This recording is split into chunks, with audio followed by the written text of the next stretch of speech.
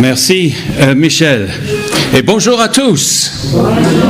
Ça fait plaisir de vous voir. Vous êtes plus nombreux que la semaine dernière et les autres semaines, je crois. Bonjour à ceux qui nous regardent sur YouTube. Et donc, je nous invite à trouver la parole de Dieu et la lettre de Paul aux Philippiens. Philippiens chapitre 3.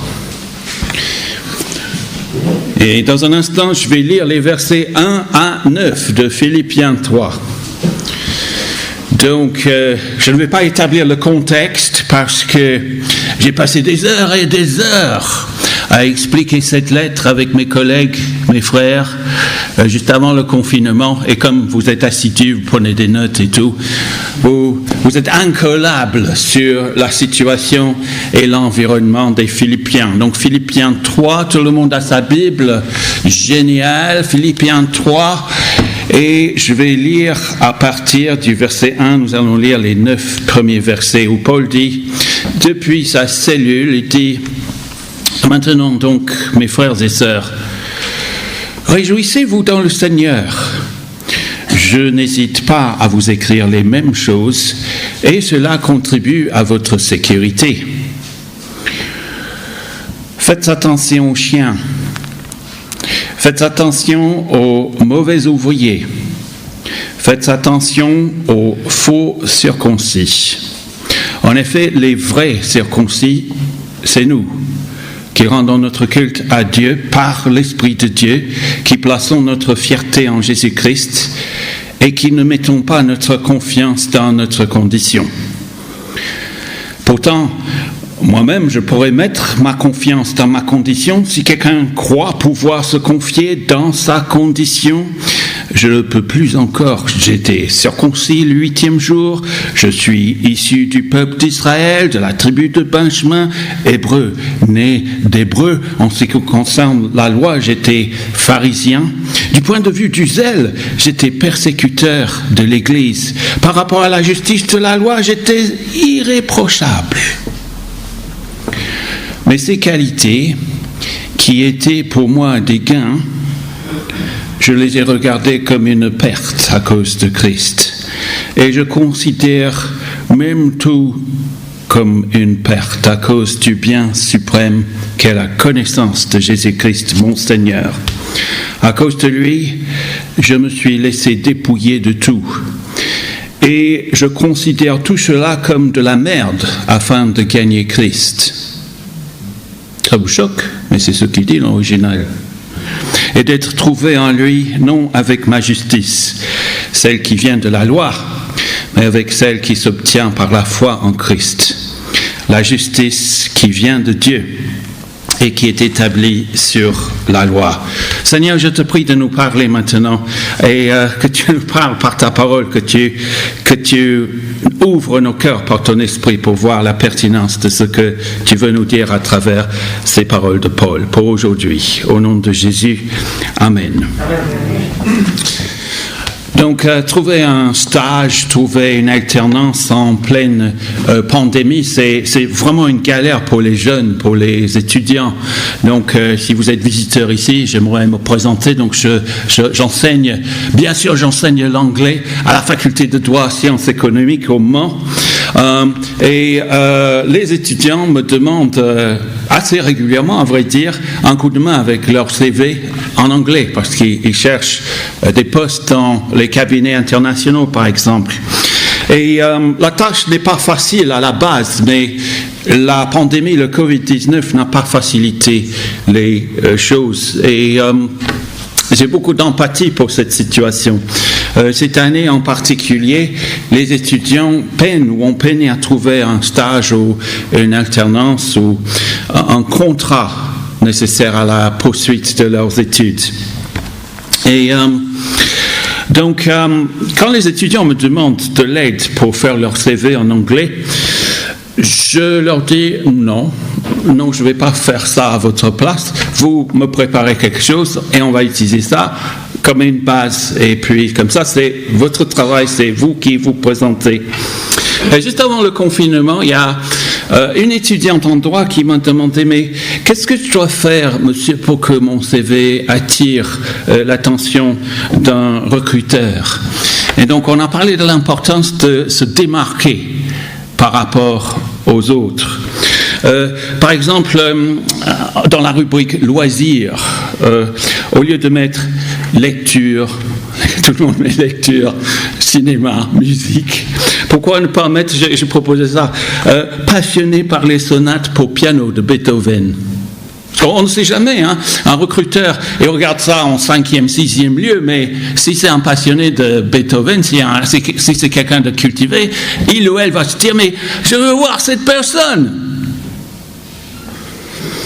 Donc, Paul, ici, il vient d'énumérer dans ce passage ses points forts. C'est très impressionnant. Et il les considère comme des ordures, comme j'ai dit, de la merde. Tout ce qu'il aurait pu mettre sur son CV, mon Légion d'honneur, mon diplôme de HEC, ma licence du Mans, université. Paul est très bien élevé, c'est un maître du langage, c'est un homme très cultivé, donc il sait ce qu'il fait en parlant.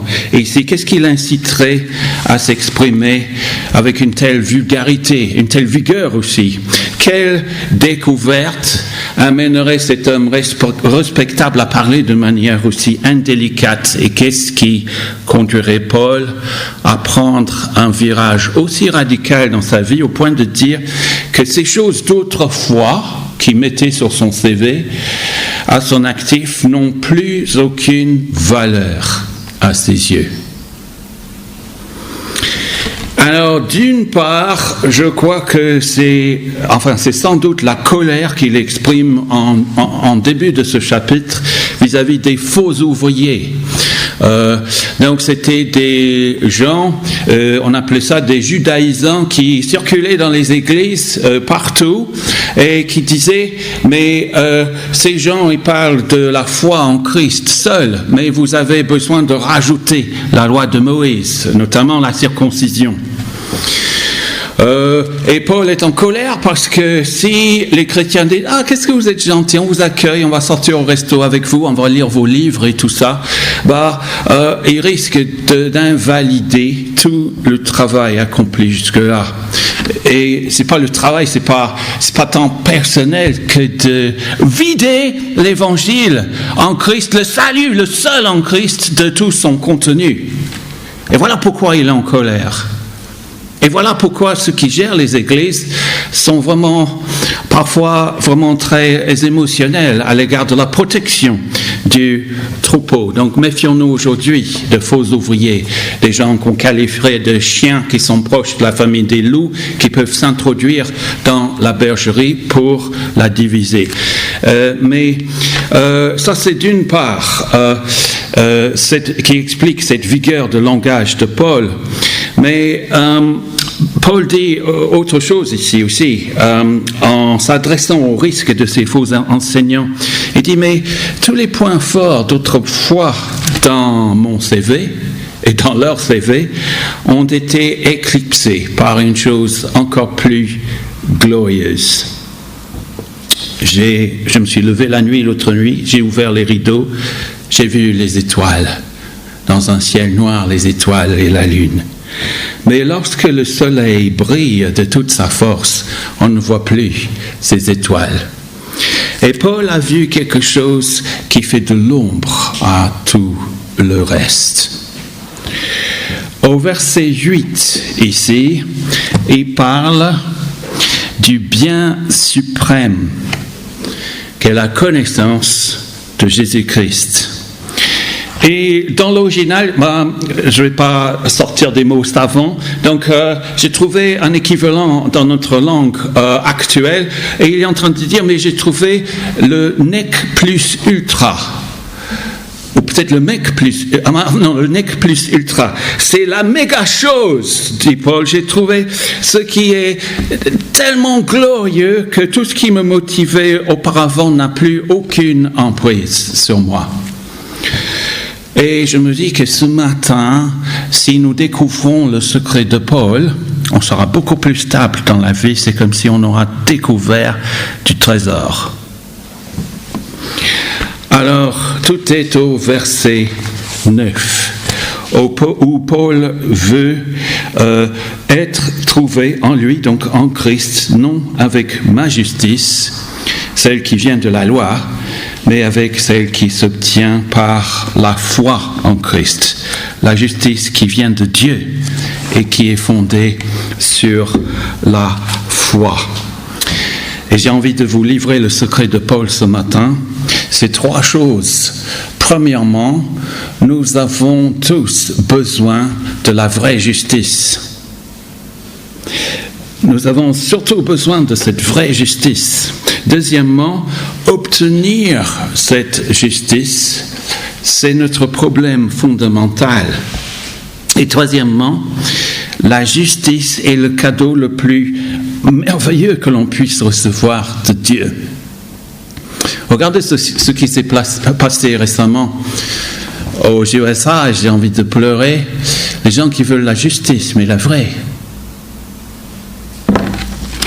Et nous avons vraiment besoin de cette justice. Je me répète, Paul dit, nous avons besoin surtout de vraie justice, que obtenir cette justice, c'est notre problème fondamental, et que recevoir cette justice, c'est le cadeau le plus merveilleux que Dieu puisse nous donner. On a le CV de Paul dans les versets 4, 5 et 6, où il énumère ses points forts. Donc parfois je fais des simulations d'entretien. La question classique, alors parlez-moi de vos points forts. Et vos points faibles? Parlez-moi de vos points forts. Et je pourrais passer pas mal de temps à expliquer pourquoi ce sont des atouts de Paul pour l'époque, mais j'ai peur de vous ennuyer.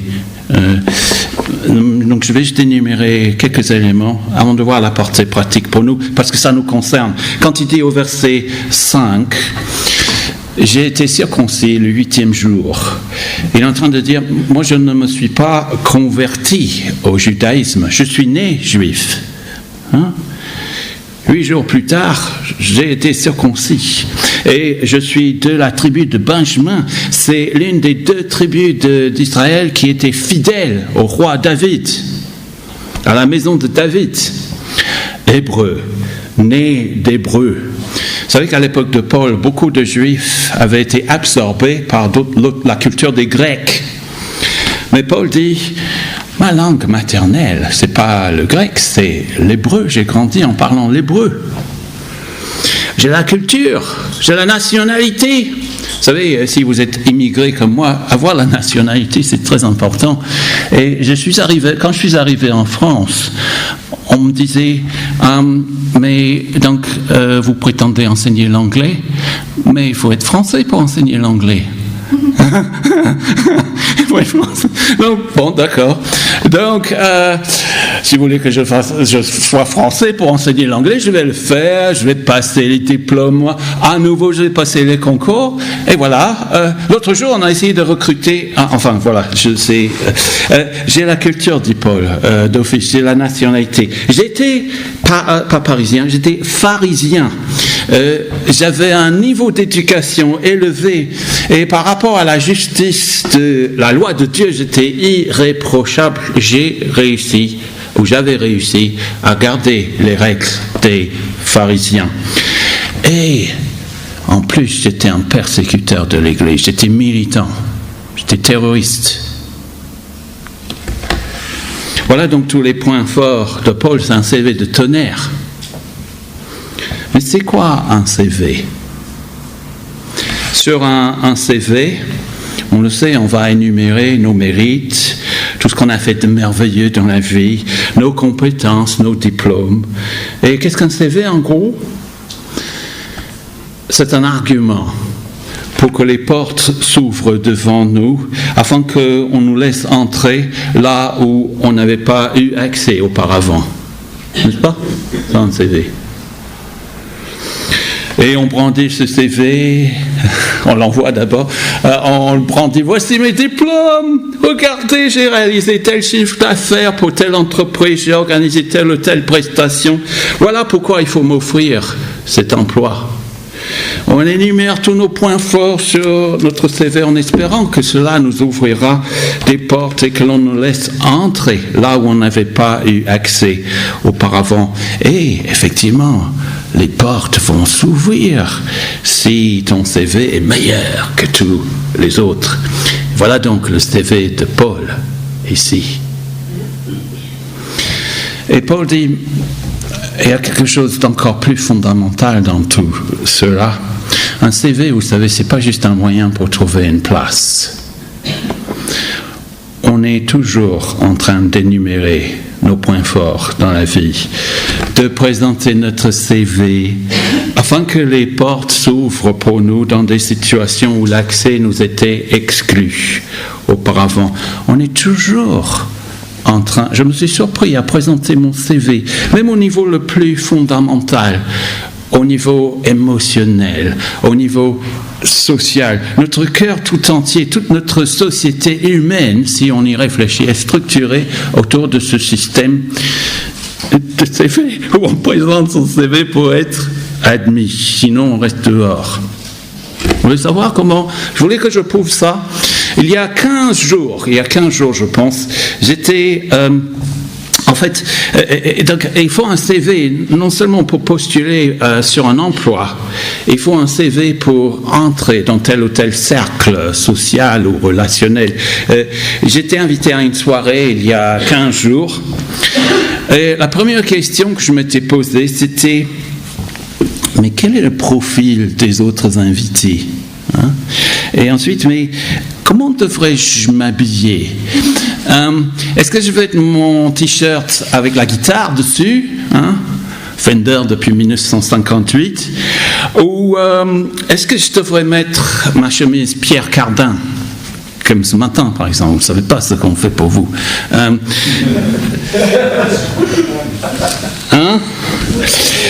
Parce que les gens nous évaluent.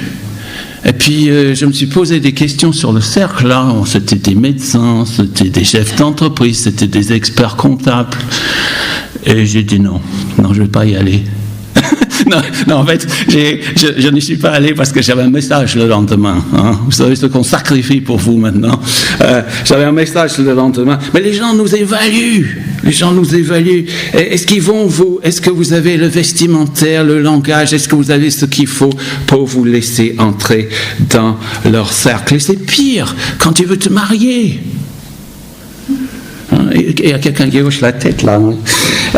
Les autres nous évaluent selon un système de CV. On va d'abord, assez souvent, on va évaluer l'apparence physique. On évalue aussi leur situation professionnelle pour être sûr de la sécurité matérielle à l'avenir. Et c'est comme si on évaluait tout sur la base d'un CV. Comment entrer dans ce cercle? Comment brandir son CV? Regardez comme je suis génial. Regardez comme je suis mince. Regardez comme je suis intelligent. Et ma personnalité, je crève l'écran. C'est un monde féroce en dessous de toutes ces politesses. Non seulement sur le plan de l'emploi, mais sur le plan au niveau social aussi. Mais il y a pire que cela, selon la Bible. Et la Bible, dans un sens, nous dit que nous utilisons notre CV pour influencer notre regard sur nous-mêmes, pour s'accepter soi-même. Donc, on brandit une liste de mérites, non seulement pour trouver un emploi ou pour entrer dans un cercle relationnel, LinkedIn, on utilise son propre CV pour s'accepter ou pour s'exclure. On va... je ne sais pas si je peux le dire, on est capable de claquer la porte à notre propre nez si on n'est pas à la hauteur de nos propres exigences. On fixe la barre nous-mêmes et on fixe les choses qui font que nous nous sentons bien dans notre peau. Mais si le CV n'est pas bon, ce n'est pas que vous êtes exclu de cet emploi ou de ce cercle relationnel. on ferme la porte à soi-même. Et donc on est mal dans sa peau avec ce système de CV, avec les portes qui s'ouvrent et qui se ferment comme ça. Mais voilà, la vie humaine structurée ainsi. Et dans ces versets, Paul dit, je mettais ma confiance dans ces choses, ces apparences. Je plaçais ma fierté dans ma propre justice. Et toutes ces choses-là, cela nous permet de nous regarder dans le miroir. Pour avoir une bonne opinion de soi. Mais si on marche sur cette base-là, cela nous met dans tous nos états lorsque d'autres osent nous critiquer. Et parce qu'on peut encaisser quelque chose et puis rentrer chez soi et se morfondre. Parce qu'on a l'impression de n'avoir pas été à la hauteur. Ou on se protège parce qu'on a peur d'être critiqué, donc on veut être à la hauteur. On a tous besoin de cette justice, vous voyez, on a soif de cette justice. Et ce qui est marrant, c'est qu'on a chacun un CV différent. Par exemple, quand Véro, elle me laisse seule et part voir sa maman pendant plusieurs jours, cela ne me gêne pas du tout. Ne soyez pas choqués, ça ne me gêne pas de laisser accumuler des piles d'assiettes et de verres usagés dans la cuisine. Si ça me permet de m'avancer sur un message, sur un cours, ou des choses comme ça. Mais je sais que pour elle, son CV, c'est d'avoir une cuisine propre. Donc je fais un grand nettoyage avant son retour. Je lui dis, voilà, regarde comment c'est bien, c'est propre ici, c'est beau. Hein? Alors, je pense que si vous veniez chez moi et que tout était dans cet état-là, je ferais un grand nettoyage, j'en ferais autant. Alors c'est un besoin fondamental, on a chacun notre CV par lequel nous essayons de nous faire accepter par le monde autour de nous, par soi-même et par Dieu. Et c'est un besoin fondamental parce qu'on sait qu'on est tout nu sinon. Et on essaie de se couvrir de sa propre justice. Donc que ce soit des chemises Pierre Cardin ou des feuilles de figuier pour Adam et Ève, pour cacher leur nudité. Parce que voilà pourquoi vous devriez nous accepter. On tient ce discours face à Dieu, face au monde, face à soi-même. Et voilà pourquoi Paul dit ici que la justice est un problème, c'est un besoin fondamental, mais obtenir la vraie justice, c'est mon deuxième point, c'est notre problème essentiel. Avant de se convertir, Paul était vraiment conscient de ses péchés. Il savait que le péché est le problème numéro 1. C'est là depuis le départ dans l'Ancien Testament. Et avec ce péché qui gêne notre relation avec Dieu, c'est non seulement les choses que nous croyons mauvaises que nous pratiquons, mais aussi les bonnes choses que nous croyons faire.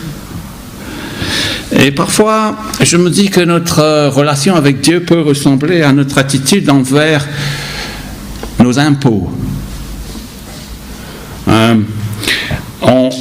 On a payé nos impôts, on a fait le nécessaire, on a respecté la loi, mais pourquoi les routes sont en si mauvais état? Voilà, j'ai fait ma part, qu'est-ce que je vais recevoir en retour? C'est ainsi que beaucoup conçoivent leur relation avec Dieu. J'ai évité le mal, j'ai dit non maintes et maintes fois aux choses que la Bible appelle néfastes. Je n'ai pas suivi le comportement destructeur des autres. Pourquoi je suis toujours dans une galère? Pourquoi ma vie ne s'améliore pas? J'ai fait de mon mieux pour toi. Voilà, Seigneur, tout ce que tu me dois. Là, je suis en colère contre toi. Tu es en colère contre Dieu? Oui, parce que tu me dois quelque chose. Et parce que ma vie ne va pas comme je veux. Vous savez, on veut tous être au volant de notre vie. On ne veut pas que Dieu prenne totalement les commandes. Et si tu crois que Dieu te doit quelque chose à cause de tout le bien que tu as fait, toutes tes actions, cela veut dire que tu ne veux pas lâcher prise, tu ne veux pas lui donner toute la place dans ta vie. Et Paul a dû complètement réorienter son regard sur tous ses exploits du passé, tous les points forts qu'il mettait sur son CV. Vous savez que quand Christ vient nous trouver, il ne vient pas en option à notre vie. Parfois, je vois des voitures modernes, c'est le clignotant qui est en option. J'ai failli me faire renverser hier à vélo, comme ça, puis je regardais le conducteur, bon, quoi. Christ ne vient pas juste être une option en plus. Hein. Il ne vient pas nous donner un petit coup de pouce pour nous aider à affronter le blues de dimanche soir ou de lundi, ou pour m'aider à atteindre mes objectifs, mes études, mon diplôme. Jésus ne vient pas mettre un sparadrap sur tes péchés parce que tu as fait le mal, c'est sûr, et parce que tu as besoin de pardon, c'est sûr. Mais selon Paul, ici, un vrai chrétien a un regard entièrement différent sur sa propre vie, sur ses circonstances, sur ses atouts. Il voit toutes choses autrement. Verset 7, ici, ces qualités qui étaient pour moi des gains, je les ai regardées comme une perte à cause de Christ.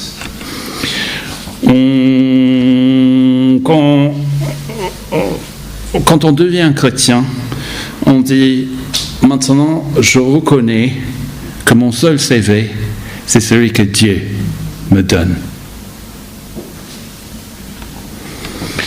Et Dieu ne me doit rien, mais il me donne tout. Autant j'ai essayé d'être à la hauteur, autant je n'ai jamais réussi. Et je le sais au fond de moi-même. C'est pourquoi Paul dit au verset 7, ces qualités qui étaient pour moi des gains, je les ai regardées comme une perte à cause de Christ. Il fallait changer mon regard sur tout cela. Je voulais parvenir, même au niveau de la théologie, des connaissances, d'atteindre le maximum. Et puis j'ai craqué, j'ai été cassé sur ce chemin quand Christ est vraiment entré dans ma vie.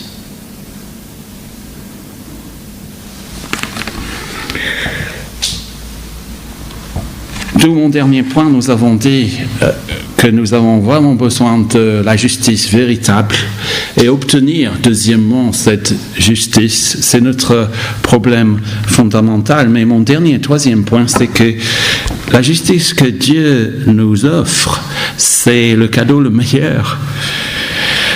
Paul dit au verset 9 que son désir suprême, c'est d'être trouvé en lui, non avec ma justice, celle qui vient de la loi, mais avec celle qui s'obtient par la foi en Christ.